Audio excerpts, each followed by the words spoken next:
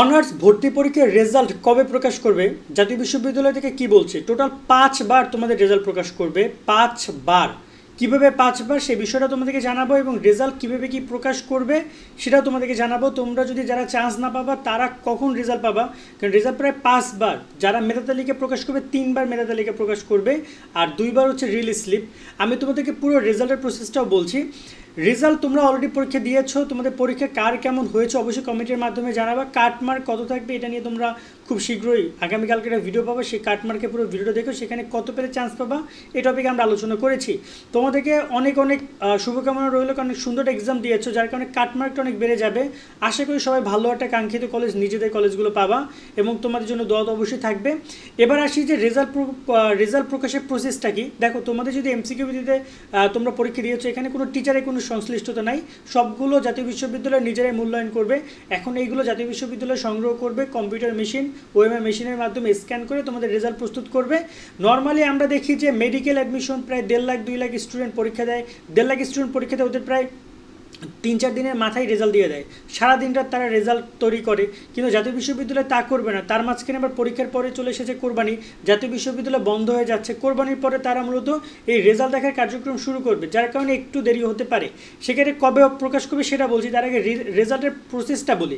প্রসেসটা ঠিক এই যে তোমাদের ফার্স্ট যে রেজাল্টটা দিবে সেটাকে বলেছে ফার্স্ট মেরিট লিস্ট তোমাদের প্রকাশ করবে, অর্থাৎ মেধা তালিকা। তোমরা কারা কারা চান্স পাবা, ঠিক আছে, সেই তালিকাটা তোমরা সেখানে দেখতে পারবা। মানে এখানে তুমি সরাসরি কোনো রেজাল্ট পাবা না যে তুমি এত পাইছো, সেটাও থাকবে, তার সাথে তুমি কোন কলেজে চান্স পেয়েছো সেই নামটাও থাকবে। তুমি যদি কোনো কলেজে চান্স পাও তাহলে লেখা আসবে যে আপনি অমুক কলেজে চান্স পেয়েছে, এবং আপনার রেজাল্টেই কলেজের নামের জায়গায় কলেজের নামটা থাকবে এবং তোমার রেজাল্টটাও থাকবে। দুইটা বিষয় তুমি একসাথে জানতে পারবা। যদি তুমি কোনো কলেজে চান্স না পাও তাহলে সেখানে লেখা থাকবে আপনি কোনো কলেজে চান্স পাননি, তবে তোমার রেজাল্টটা তুমি পেয়ে যাবা। ওকে, তো এটা হচ্ছে ফার্স্ট মেরিট লিস্ট, তুমি রেজাল্ট প্রকাশ করা হবে, বা মেধা তালিকা, প্রথম মেধা তালিকা। এরপরে যারা কিনা প্রথম মেধা তালিকায় চান্স পেয়েছো, আবার প্রত্যেকটা কলেজ কিন্তু কিছু শূন্য আসন রাখবে। ধরে নাও যে একটা কলেজে আসন আছে 1000, তারা প্রথম মেধা তালিকায় সর্বোচ্চ 800 জনকে নিবে, অথবা 700 জনকে নিবে, তারা 300 আসন ফাঁকা রাখবে, শূন্য রাখবে। ওই শূন্য আসনের বিপরীতে তারা আবার সেকেন্ড মেধা তালিকার জন্য অ্যাপ্রোচ করবে জাতীয় বিশ্ববিদ্যালয়, তখন সেকেন্ড মেধা তালিকা খুলে দেওয়া হবে, তখন তারা আবার ওই 300 জনের পারপাসে তারা আবার ধরে নাও যে 150 জনকে তারা বা 200 জনকে তারা নিয়ে নিবে। ওইটাকে বলা হয় সেকেন্ড মেধা তালিকা বলা হয়, ঠিক আছে, এবং সেকেন্ড মেরিট লিস্ট বলা হয়, বা দ্বিতীয় মেধা তালিকা। এই যে শূন্য আসনের বিপরীতে দ্বিতীয় মেধা তালিকা চালু করেছে জাতীয় বিশ্ববিদ্যালয়। এর পরের স্টেপটা হচ্ছে কোটা। তোমরা অনেকেই কোটা অ্যাপ্লাই করেছো, সেটা মুক্তিযোদ্ধা বা হ্যান ত্যান অনেক কোটা টোটা অ্যাপ্লাই করছো।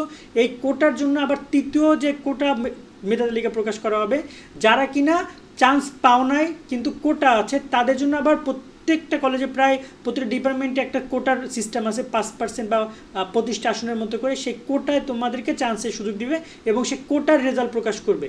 সো টোটাল এই 3টা ধাপে তোমরা তোমাদের ফলাফলটা পাবা। এই ফলাফলে এই 3 ধাপে প্রথম মেধা তালিকা, তারপর হচ্ছে শূন্য আসনের বিপরীতে দ্বিতীয় মেধা তালিকা, দেন শূন্য আসনের বিপরীতে তোমার কোটা মেধা তালিকা। এই 3টা রেজাল্ট প্রকাশ করার পরে পরবর্তী শুরু হবে তোমার রিলিজ স্লিপ। সো এই 3টার রেজাল্ট তোমরা নর্মালি এই যে পরীক্ষা দিয়েছো সেই পরীক্ষার আঙ্গিকেই তোমরা পাবা। এখানে তোমাদের আর কোনো আবেদন করার দরকার নেই, শুধুমাত্র তোমরা রেজাল্ট দেখবা।